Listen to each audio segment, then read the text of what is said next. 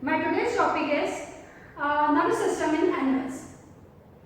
There are two types of nervous system is present in animals. One is the diffused nervous system, another one is the centralized nervous system. Diffused nervous system. Diffused nervous system is the characteristic of radially symmetrical organisms in which there is no anterior and posterior end present, and the neuron is spread in all over the body. Flow of information is not directional, it is diffusing in all directions from the point of stimulation. Impulse propagation is slow because of number of synapses is present in this type of nervous system. Initially, response is localized, but if the stimulus is strong and persists, then the entire body can be involved. For example, in the capturing of prey, whole body or entire body of organism involved to capture the prey.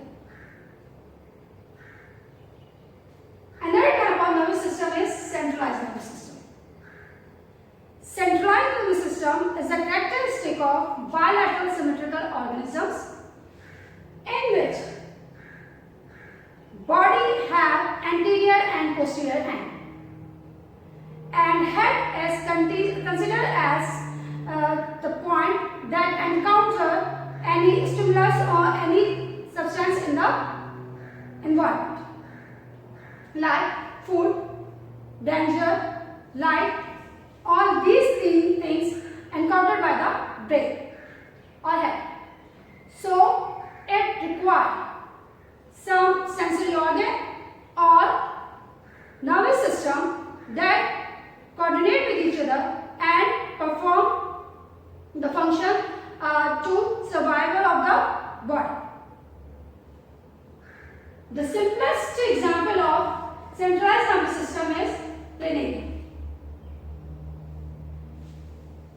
And in the head region, there is brain is present, from which two nerve cord arises that runs entire length of the planaria. At some point, these two nerves join with each other, which is termed as transverse nerve. These nerves coordinate with each other in the movement of planaria, and planaria move easily. One other example of centralized nervous system is man. What is the pathway of transmitting of nerve impulse in man? Man nervous system consists of two main parts. One is the central nervous system, another one is the peripheral nervous system. Central nervous system. Central nervous system consists of brain and spinal cord, about which I will tell in the next lecture. While peripheral nervous system consists of nerves that arises from central nervous system. When any stimuli come on an organ, then sensory nerve carry to the peripheral nervous system from the lower part of the body, and then peripheral nervous system carry to the central nervous system by the pathway which is termed as afferent pathway. As I have told you before, that afferent pathway is the pathway that is from stimulus to the central nervous system.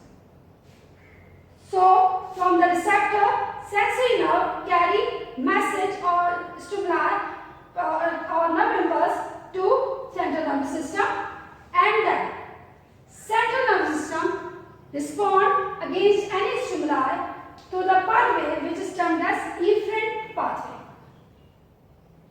that carried by the motor nerve from the peripheral nervous system, and then motor nerve is divided into two parts. One is the somatic nervous system, another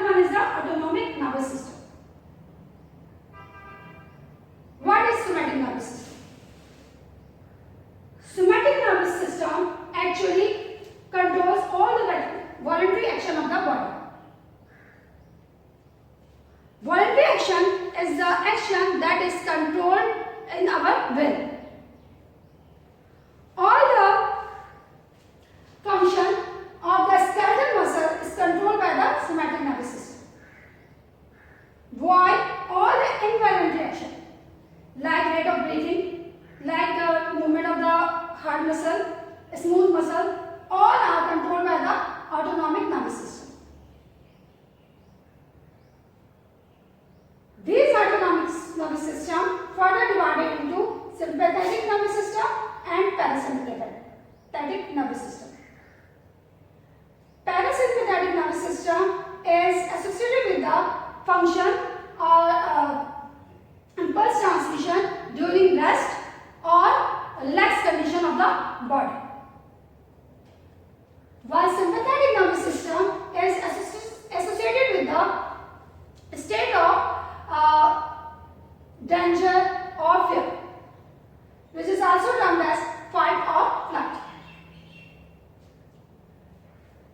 Parasympathetic nervous system consists of nerves that are as from the cranial, vagus and spinal nerve as is from the sacral part vertebrae.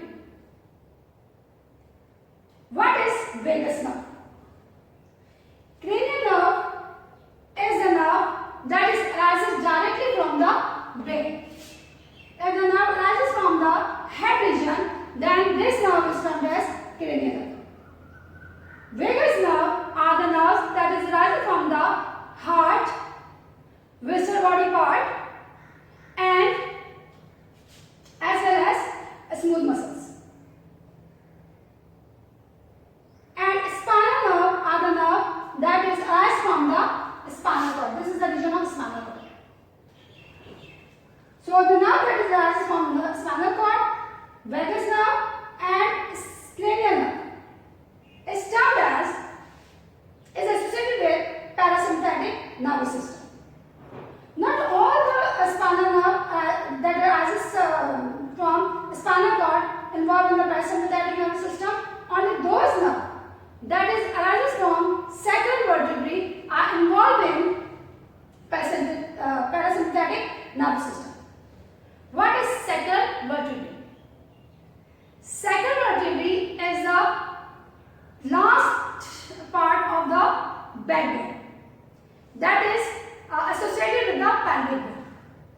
Pelvic bone is also termed as hip bone. The nerve arises from that vertebrae is termed as visceral vertebrae.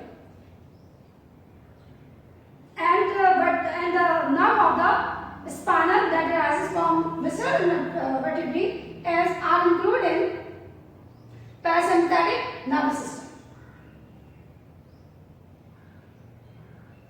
This is associated with the functions of the internal organ that is take place in rest condition, like digestion, slow rate of heartbeat and contraction of the pupil. While sympathetic nervous system involves those nerves that are arises from thoracic and lumbar region associated with the visceral organ. Here is also associated with the visceral organ, but these are from the sacral vertebrae. While these are those nerves that arises from thoracic region and lumbar region. Thoracic region is the vertebrae that is present on the upper region of the vertebrae, like from shoulder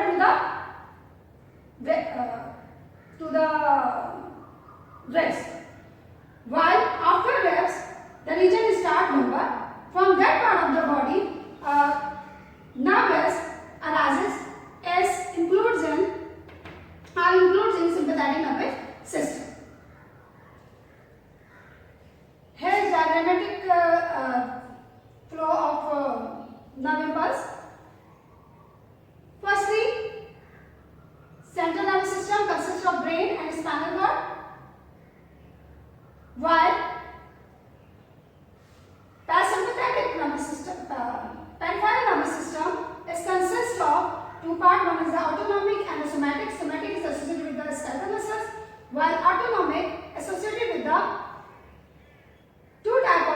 nervous system. One is the parasympathetic, another one is the sympathetic.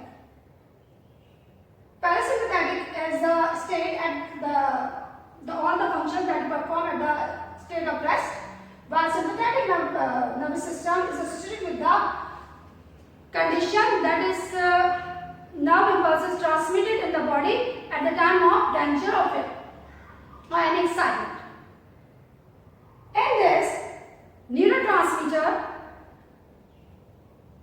adrenaline or norepinephrine involved, while in parasympathetic nervous system, neurotransmitter acetylcholinesterase is involved. I hope you get an idea about how nerve impulse is transmitted from sensory organ to central nervous system, and from central nervous system what pathway it will adopt and perform function in the body or respond body. In the next lecture, I will tell you about the structure of brain and spinal cord and one nerve arises from it. I will discuss in the next lecture. Thank you.